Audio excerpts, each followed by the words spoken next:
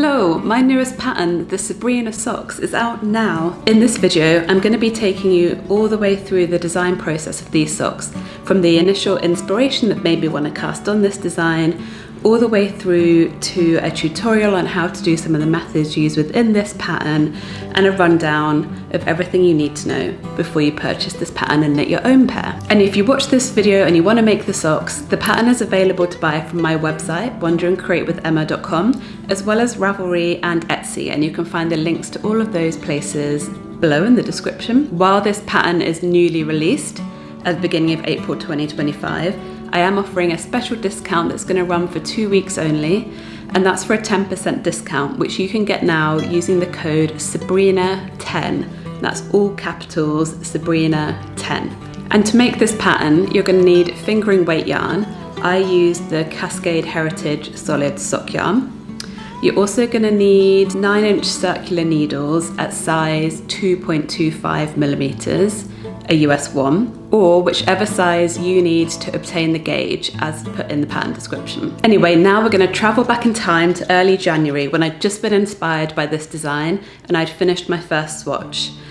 It's then going to take you through the full design process and those tutorials that I mentioned, and then I'll see you again back at the end to do the final pattern rundown. I'll see you there.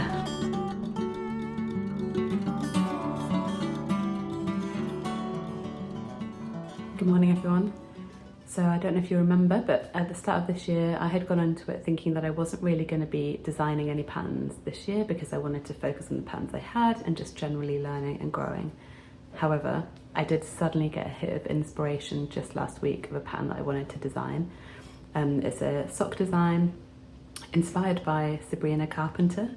I really love her style, the outfit she's been wearing on tour, especially her go-go boots with the heart cutout, and it just suddenly hit me that I wanted to make some socks that are inspired by those go-go boots. So I've done a swatch already, so it's going to be like an Intarsia heart. There's obviously a little mistake in this one, but I wouldn't do that in the final piece, and it's Intarsia, so it's kind of been fun to learn that process of knitting Intarsia in the round. But I think I've got there. However, this is not the ultimate colour that I want it to be. I think I'm going to want a white base with the red heart to like really pop, and I don't have the yarn for that. So I'm going to head out to a yarn store to buy some yarn for it, and I'm going to be going to a yarn store that I have not been to before. It's Black Sheep Yarns in Port Moody.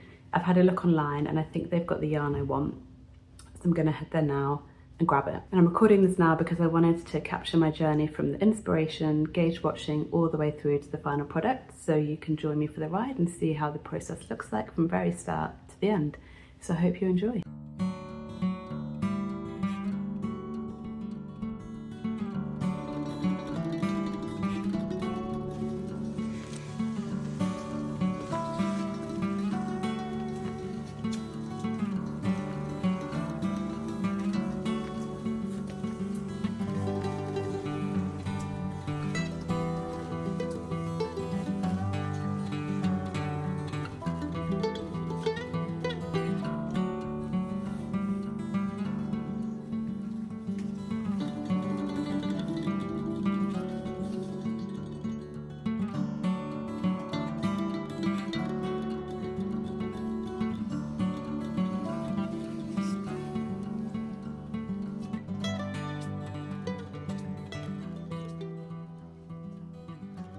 So I bought the yarn, as you saw, and I went for this beige and white.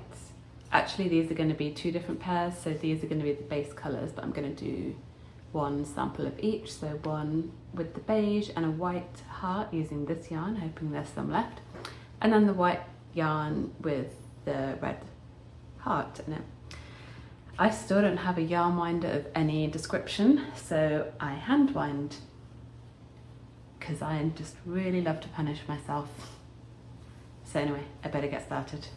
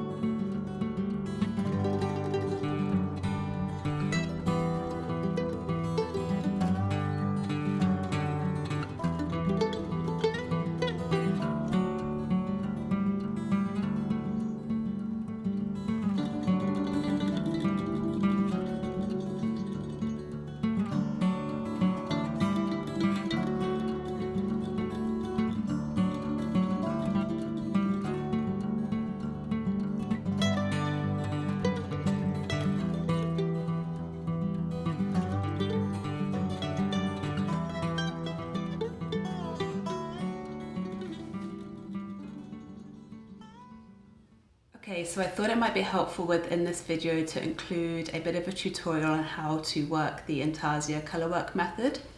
I have written it all out in the pattern, but for some of people who are more visual in their learning, I figured a little video here would be helpful.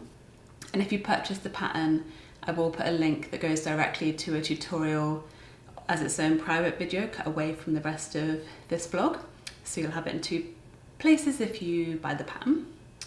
But for now, we're going to dive in. So by design, the Intarsia colourwork method requires the knitter to knit back and forth, just like in this swatch here. And that's because when you're knitting Intarsia in the round and you're working the colourwork, you end up with little bobbins of yarn, like here, that I'm using for my sample. And you have all these little bobbins because when you're knitting, say you're knitting from right to left, you use your contrast yarn here, and then you're knitting with your main colour and you're not doing the contrast colour again till here.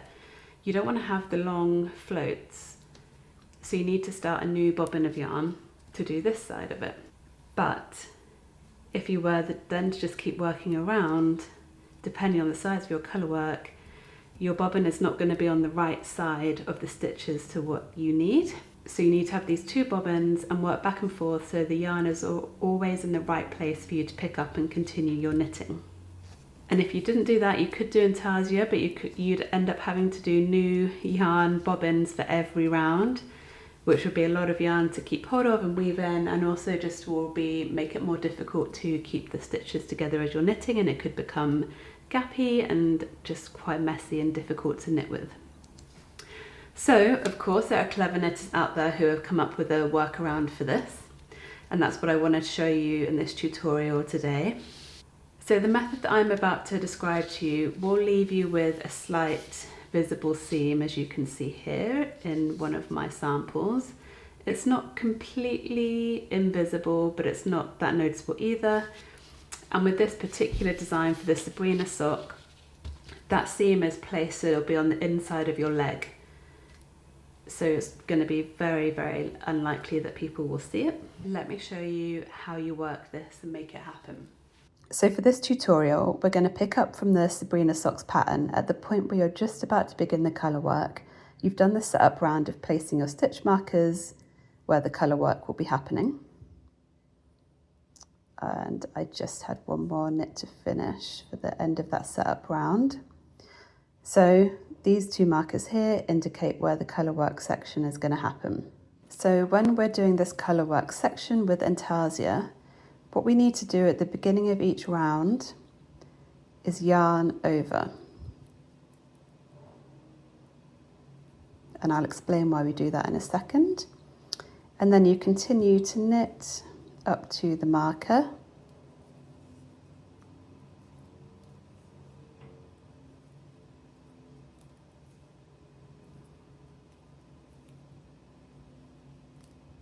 And then this marker indicates the start of the colourwork chart. So we look to the chart and we start following it there. So if you want to do that, you will have to buy the pattern. So I'm going to do this, and then I'm going to start doing my colourwork. So I pick up my contrast colour yarn and I work it in.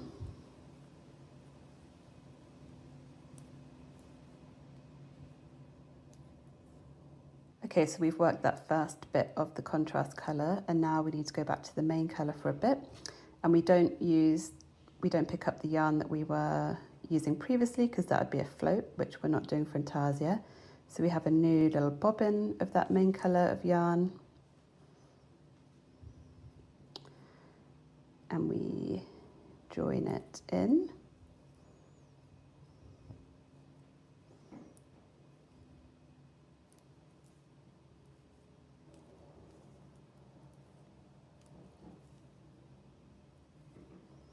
And then we're going back to the contrast colour, so same again.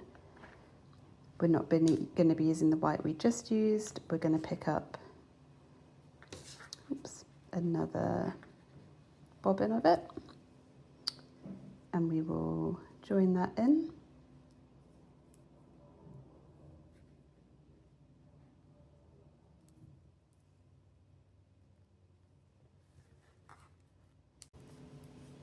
Okay, and now back to the main colour. So we're going to get, it can get quite confusing with all the bobbins that you have.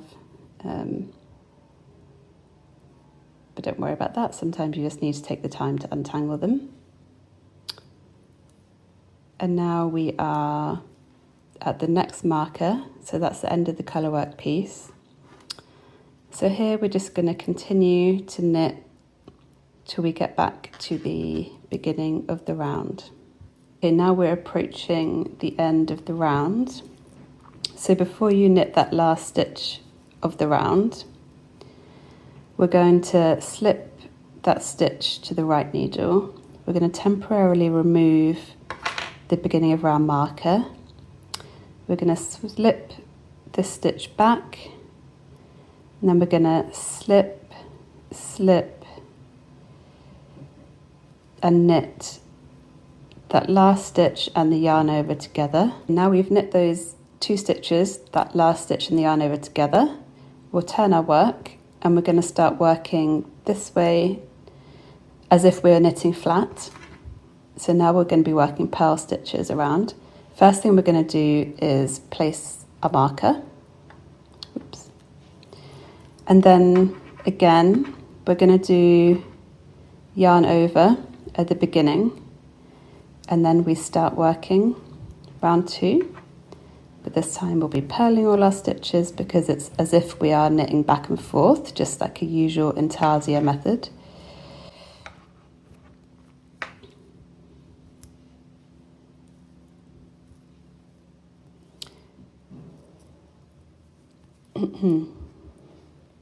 And the reason that we do that yarn over at the beginning is effectively we're creating an extra stitch that we can use to keep this join intact.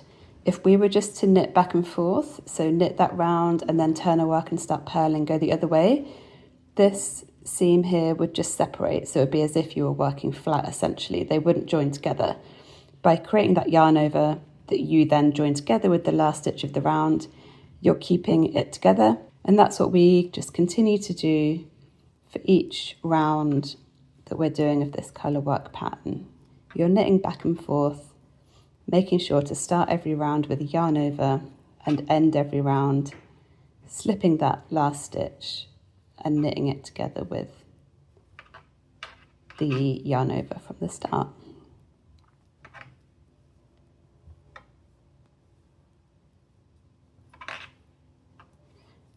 I'll just finish this round and I'll show you one more time the ending, and then hopefully you'll have everything you need. Okay, so I'm back at the colour work. So next I'm going to be using this white yarn. So I'm just going to make sure it crosses with that yarn that I was just working with. Again, that's the way you do the Intarsia to make sure the stitches stay together. And I'm just going to give that one a little tug and then continue working. Oops. As I say, it does get very messy with all the little bobbins, but with this particular Intarsia design, you don't need too much of any of the contrast colour of yarn, so you can just have really small pieces or even just a string of yarn, and you should be fine.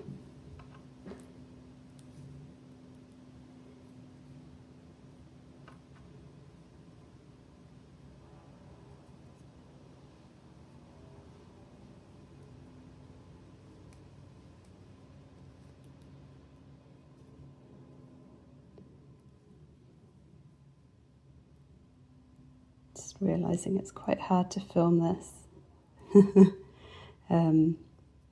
Hopefully you get the idea of what I'm doing.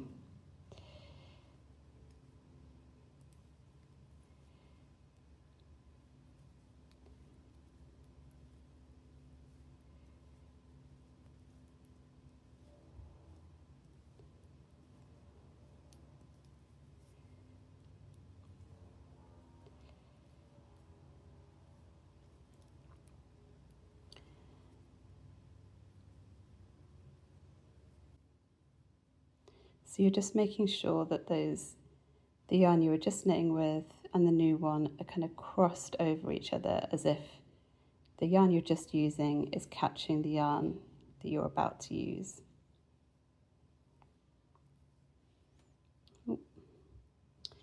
And now we're back at the end of our colour work, so I'll just keep purling to the end of the round.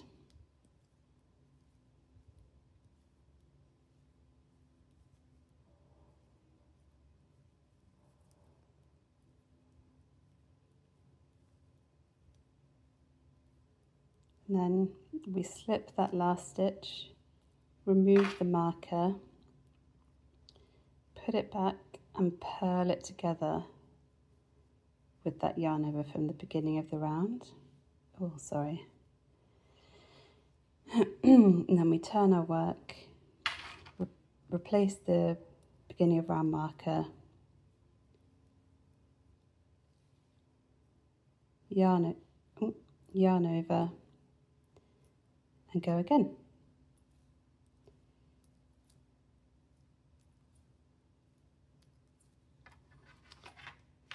So I hope that was helpful for you. I know it's quite difficult to see the dark yarn. That's probably a bad choice on my part, but I hope that helps you working that intarsia in the round. As I say, it's all written out in the pattern too. Hello, sorry, I know the lighting is quite bad. It is the evening, but I just wanted to show you how far I've been getting. So I completed the Intarsia heart. I'm loving it. It looks so cute. I'm really happy with this very simple kind of style of sock. And, you know, I'll show you what it looks like on the inside. I obviously have a lot of ends to weave in, but looking good. And I found that Intarsia knitting in the round, once I did a couple of rounds, it's quite straightforward. It does give you this seam, so it's not completely invisible join, but it's not too bad. And the way I've designed it is that it would be on the inside of your legs, so not completely visible to most people.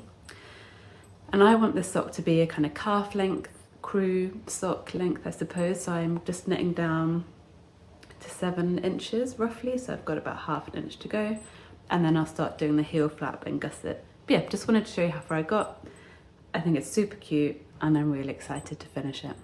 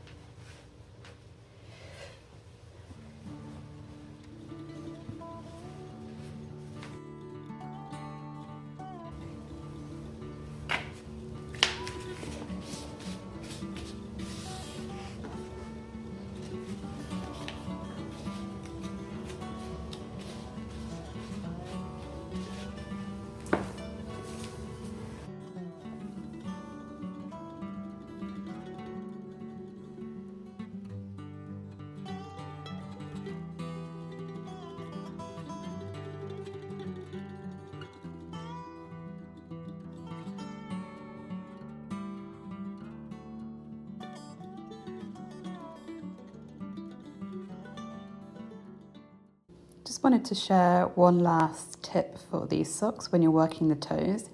If you are using the short circular needles like I am, which is what I recommend, but obviously if you are comfortable with magic loop, you can use a longer set and do magic loop.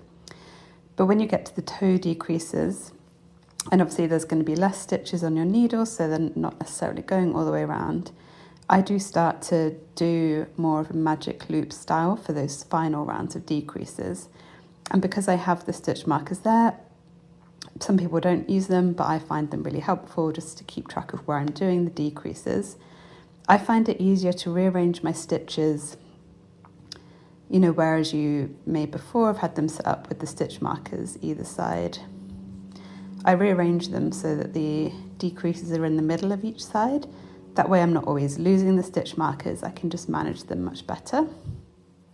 That's just my final tip from me. When you're doing the short circulars, you might want to rearrange your stitches and have the decreases be in the center of what you're doing rather than the outer edges, just because I find it becomes difficult to manage. You might keep losing your stitch markers, etc. So yeah, this is just one tip to help you not lose your stitch markers all the time and still be able to do your decreases comfortably.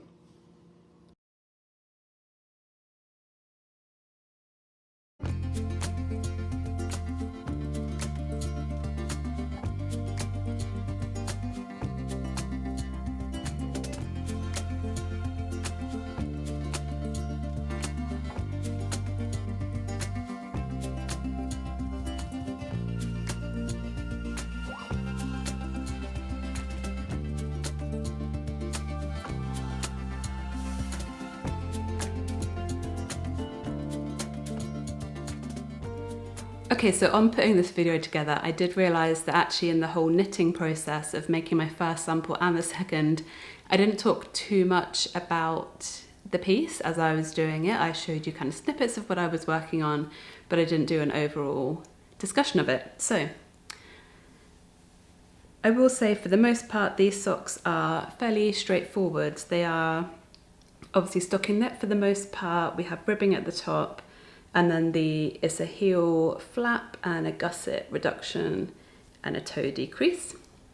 So that's straightforward. The slightly more complicated bit is the Intarsia section, doing the method of Intarsia in the round, but hopefully the written instructions as well as the tutorial that was in this video, and I will make it as a separate tutorial that's going to be linked to within the pattern.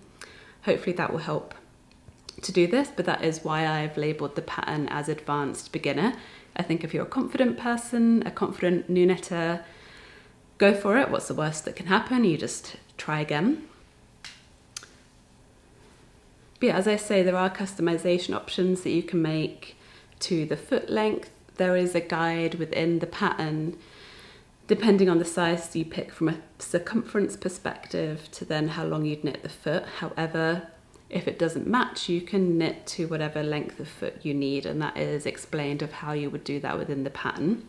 You can also adjust the calf length. So for this sample, it is slightly longer calf than the first one, just because I wanted to see. The pattern itself follows like this as a standard length, but I knit a longer one because I felt like I wanted something slightly longer and a bit like a comfy sock. But I guess my final question to you is, how do you think these compare to my original inspiration of the Sabrina Carpenter go-go boots? Do you think she'd like them? I think this one is super fun, and then this one is nice and kind of cozy colour work together. I think Sabrina would like them.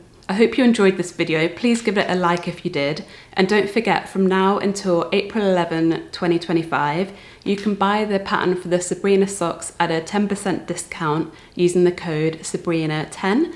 And that discount applies to wherever you buy the pattern, whether it's from my website, Ravelry or Etsy. And if you do buy this pattern and knit the socks, I would love to hear about it. Please share with me in the comments or reach out to me on any of my social medias.